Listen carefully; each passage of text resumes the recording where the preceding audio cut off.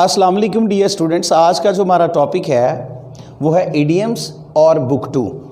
Students, सबसे पहले हम जो हैं वो इडियम्स को पढ़ते हैं। इडियम के बारे में मैं आपको बताता चलूँ कि ये 10 नंबर का जो है वो क्वेश्चन आएगा, जिसमें से आपको टोटल जो है वो 8 इडियम्स दिए जाएंगे, जिसमें फ्रेजल वर्ब प्लस इडियम्स होंगे। उसमें से आप लोग सिर्फ 5 अटैम्प्ट करेंगे। तो आइए सबसे पहले हम इडियम नंबर 1 पढ़ते हैं। स्टूडेंट, आपको स्क्रीन के ऊपर नज़र आ रहा है idiom number 1। Idioms, idiom number 1 जो कि आपको स्क्रीन पे नज़र आ रहा है, ABC इब्तदाई इल्म। Sentence, he even does not know the ABC of gardening. यहाँ तक कि वो बागबानी के इब्तदाई इल्म को भी नहीं जानता। अ बेड ऑफ रोजेस, फूलों की says. It is rightly said that life is not a bed of roses. ये ठीक कहा जाता है कि जिंदगी गुलाब का बिस्तर नहीं है। स्टूडेंट्स, ये बात ज़हन में रखिएगा कि मैं यहाँ पर आपको इडियम और उसका मीनिंग भी बता रहा हूँ, जबकि पेपर में आपको मीनिंग लिखने की ज़रूरत नहीं है। इडियम्स दिए जाएंगे, आपने जस्ट सेंटेंस बनाने होंगे।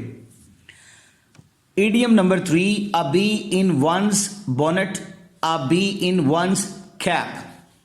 किसी गैर अहम चीज़ के बारे में सोचते रहना कि ये बहुत अहम है। Najm has a B in his bonnet about pronunciation and punctuation. Idiom number 4, a blessing in disguise. जहमत के रूप में रहमत। सेंटेंस देखिए, losing my job proved to be a blessing in disguise because it forced me to start my own business. Losing my job, मुलाजमत से महरूम होना, to be a blessing in disguise, जहमत के रूप में रहमत साबित हुआ, क्योंकि इसने मुझे अपना कारोबार शुरू करने पर मजबूर कर दिया। इडियम नंबर 5, अ ब्लाइंड एले, बंद गली। The big bang turned out to be a blind alley. Big bang जो थ्योरी है वो बंद गली निकली। स्टूडेंट्स, ये 5 इडियम्स हैं। हम रोजाना 5 इडियम्स जो है वो पढ़ा करेंगे। आप लोगों ने इसको अच्छे तरीके से प्रिपेयर कर लेना है। दोबारा सुन लीजिए, इडियम्स जो हैं उनके मीनिंग मैं आपको बता रहा हूं। मीनिंग पेपर में नहीं लिखने की जरूरत, जस्ट आपको इडियम और उसका सेंटेंस आना चाहिए। ये मैं आपकी अंडरस्टैंडिंग के लिए, आपको अच्छे तरीके से समझाने के लिए मैं मीनिंग बोलता हूं, ताकि आपको अच्छे तरीके से याद हो जाए। स्टूडेंट्स, इडियम के बाद हम बढ़ते हैं बुक 2 की तरफ। Lesson number 1, the dying sun by sir James Jeans. Translation, page number 1, paragraph number 1, line number 1। Students, एक बात मैं आपको इंपॉर्टेंट बताता चलूं कि इस लेसन में से किसी भी किस्म की कोई भी ट्रांसलेशन पेपर में नहीं आएगी। ये जो भी ट्रांसलेशन हम पढ़ने लगे हैं ये आपको समझाने के लिए, ताकि अच्छे तरीके से आपको लेसन की समझ आ जाए। इसमें जो चीज़ पेपर में आएगी वो सिर्फ़ और सिर्फ सिनोनिम्स हैं और शॉर्ट क्वेश्चंस हैं। तो आइए पढ़ते हैं translation. Paragraph number 1, translation. A few stars are known which are hardly bigger than the earth. चंद सितारे ही ऐसे हैं जो जमीन से बमुश्किल बड़े हैं, यानी चंद ही सितारे जमीन जितने हैं। But most of them are so large that hundreds of thousands of earths could be packed inside each and leave room to spare. जबकि अक्सर सितारे इतने बड़े हैं कि सैकड़ों हजारों जमीनें एक सितारे में समा जाएं और फिर भी जगह बच जाए। Here and there we find an immense star large enough to contain millions and millions of earths. इधर उधर हमें एक बड़ा सितारा भी नजर आ जाता है जो इतना बड़ा होता है कि उसमें करोड़ों जमीनें समा जाएं। And the total number of stars in the universe is probably something like the total number of grains of sand on all the seashores of the world. और कायनात में गालबन कुल सितारों की तादाद लगभग रेत के उन ज़रात के बराबर है जो दुनिया के तमाम साहलों पर पाए जाते हैं. Such is the littleness of our home in space when measured up against the total substance of the universe. कायनात के कुल मादे हुजम के मुकाबले में इतना छोटा सा है हमारा घर यानी ज़मीन. स्टूडेंट्स, अब हम पैराग्राफ नंबर 2 को देखते हैं. These millions of stars are wandering about in space. ये करोड़ों सितारे खला में गर्दिश कर रहे हैं. A few form groups which journey in company but most of them travel alone. चंद एक झुरमट की शक्ल में मिलकर सफर करते हैं लेकिन अक्सर सितारे अकेले सफर करते हैं. And they travel through a universe so immense that it is very, very rare, even indeed, for one star to come anywhere near to another. ये सितारे इतनी बड़ी कायनात में सफर करते हैं कि ये किसी सितारे के लिए शाज़ो नादर ही होगा कि वो किसी और सितारे के नज़दीक चला जाए. For the most part, each star makes its voyage in complete loneliness, like a ship on an empty ocean. हर सितारा ज़्यादातर अपना सफ़र मुकम्मल तन्हाई में करता है, बिल्कुल ऐसे ही जैसे किसी खाली समंदर में एक बहरी जहाज सफ़र करे. In a scale model in which the stars are ships, the average ship will be well over 1,000,000 miles from its nearest neighbor. अगर किसी स्केल मॉडल यानी पैमाइशी नमूने में सितारे बहरी जहाज़ों की शक्ल में दिखाए जाएं तो एक औसत सितारा अपने करीब तरीन हमसाए सितारे से 10 लाख मील से भी ज़्यादा दूरी पर होगा. From this, it is easy to understand why a star seldom finds another anywhere near it. इससे ये बात समझना आसान है कि क्यों भला एक सितारा शाज़ो नादर ही किसी दूसरे सितारे को अपने करीब पा सकता है. Paragraph number 3. We believe, however, that some 2,000 million years ago, this rare event took place.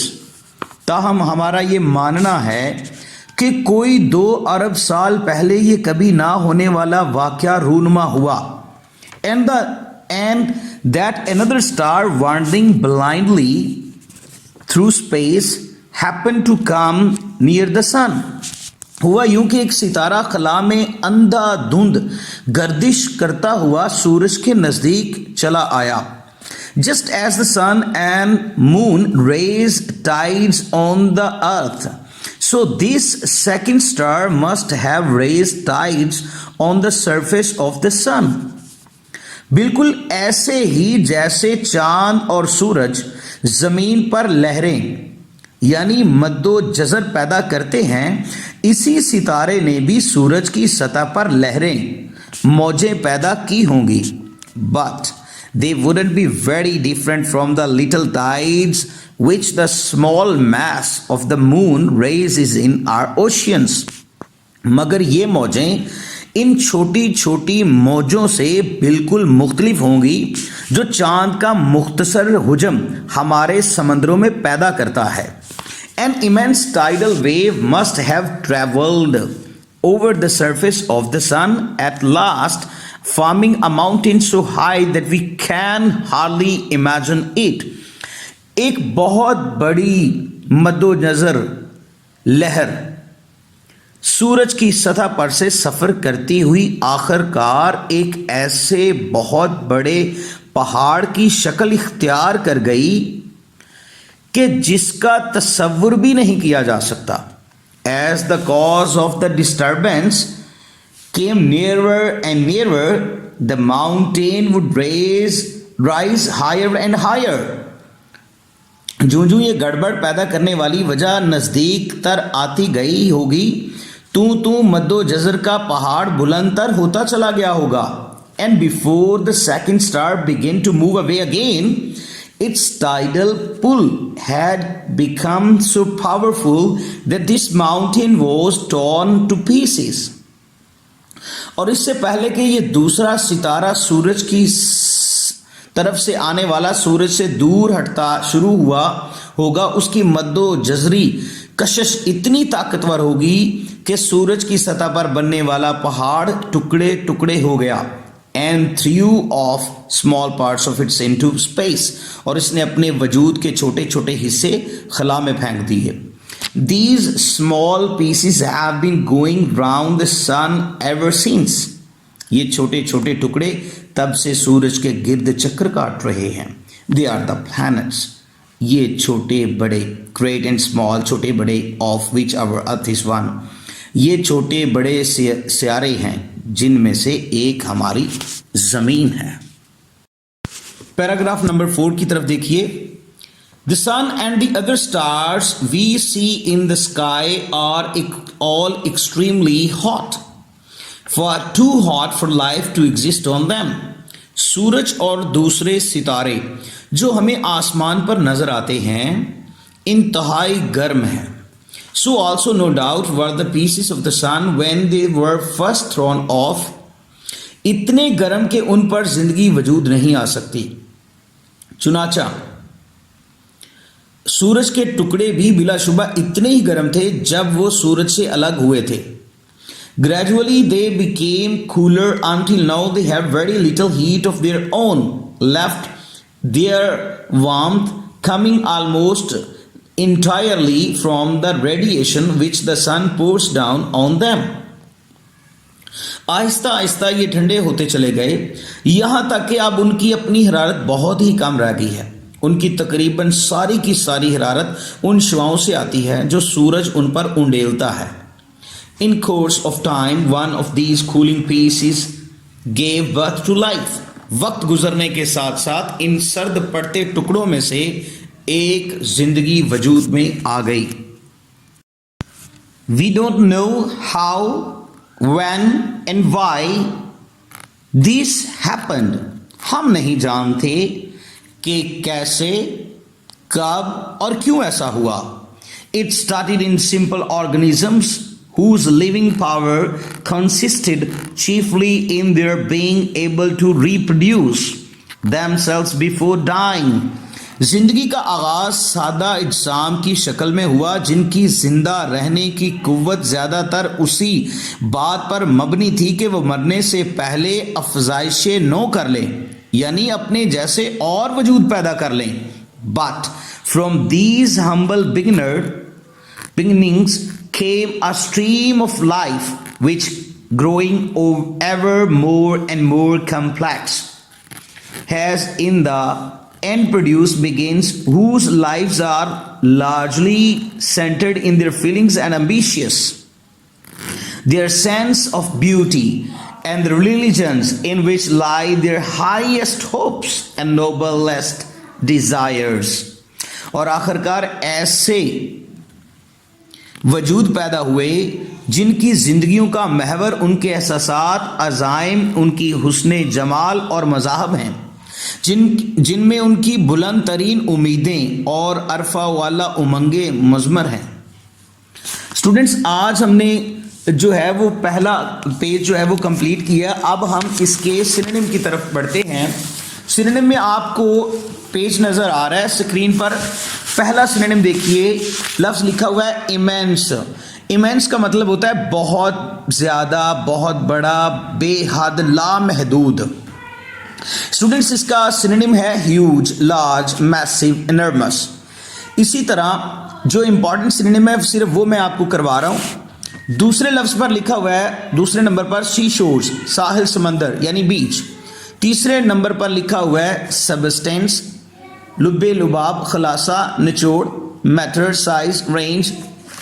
Next है जी वांडरिंग, खाना बदोश, रोमिंग, स्ट्रेइंग, गोइंग. उसके बाद लफ्ज़ है हमारे पास रेयर, नायाब, कभी कभार, शाज़ व नादिर, अनकॉमन, अनयूजुअल, एक्सेप्शनल। इसी तरह नेक्स्ट वर्ड है सेल्डम, कभी कभार, बहुत कम, रेयरली, हार्डली, स्कार्सली। इसी तरह नेक्स्ट वर्ड है हमारे पास टुक प्लेस, रूनुमा होना, वाकया होना, हैपन, अकर्ड। नेक्स्ट वर्ड है जी ब्लाइंडली, अंधाधुन, recklessly, uncontrolledly, aimlessly. Next word है रेडिएशन, दरख्शानी, तनवीर, रेस। ऑर्गेनिजम्स, हैवानी जिस्म की साख्त, लिविंग थिंग, बीइंग। चीफली, खास तौर पर, मेनली, लार्जली। नेक्स्ट वर्ड है जी हम्बल, आजिजी, खाकसार, लीन। Ordinary, simple. स्ट्रीम, नहर, नदी, फ्लो, करंट।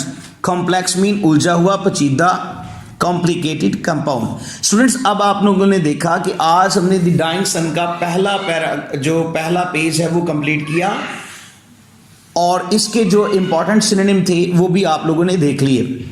स्टूडेंट्स, अब आप लोगों ने करना ये है, जैसा कि आपको पहले से मैं बता चुका हूँ कि इस में से सिर्फ और सिर्फ आपको जो चीज़ पूछी जा सकती है, जो सुनी जा सकती है, वो सिर्फ और सिर्फ इसके अंदर सिनोनिम्स हैं और शॉर्ट क्वेश्चंस हैं। इंशाल्लाह बाकी जो नेक्स्ट जो लेक्चर्स है वो हम लेक्चर नंबर 2 में देखेंगे।